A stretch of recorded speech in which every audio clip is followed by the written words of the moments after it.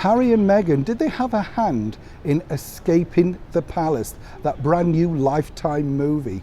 Hi, good morning, Neil Sean here in the heart of London. Thank you as ever for your company. And if you're wondering what that particular plaque says there, it's basically all about how the suffragette movement met here in the early part of the last century.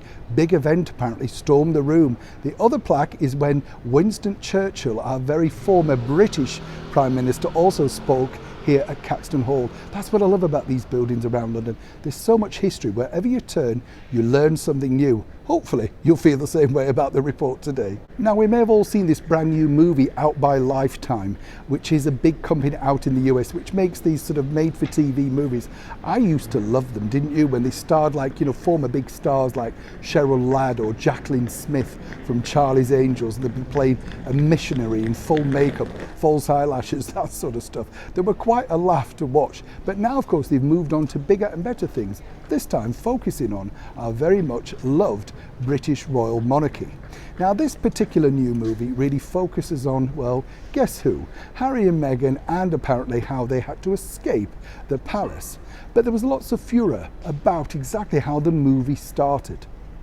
Now, if you don't know how the movie started, it started with a death scene of, I thought it was really crass actually, of the actress playing an actress, Meghan Markle, basically being knocked down, in the car and all that sort of tragic car scene. Really, really crass when you think about the situation that, of course, both Prince William and Prince Harry had to endure, sadly, when they lost their own mother, the late and wonderful Princess Diana.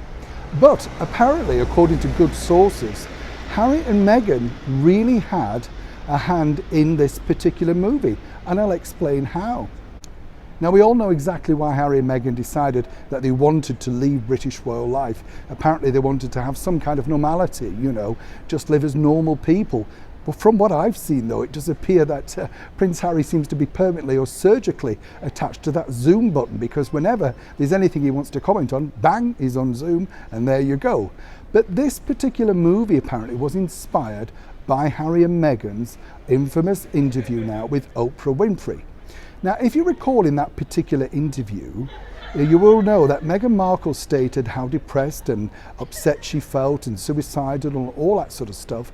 And then, of course, she talked about, and so did Prince Harry, about how he didn't want to lose someone else. In fact, they both spoke about it at length. That was a particularly moving moment, I felt, in the interview. Now, producers making this Escaping the Palace decided this was a good way of starting the movie. Really?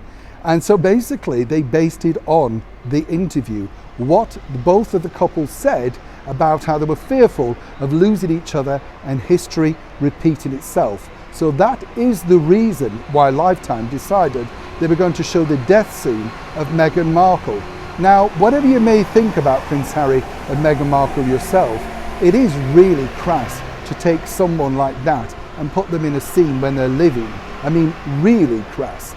But apparently this has kind of backfired now on Lifetime, because they were hoping for huge streams. Well, in fact, what they've actually got is huge ridicule. People basically just laughing at the movie. It hasn't done as well as they hoped, and now, of course, they're hoping to sell it via all those other sites. But I'm not seeing a great success here.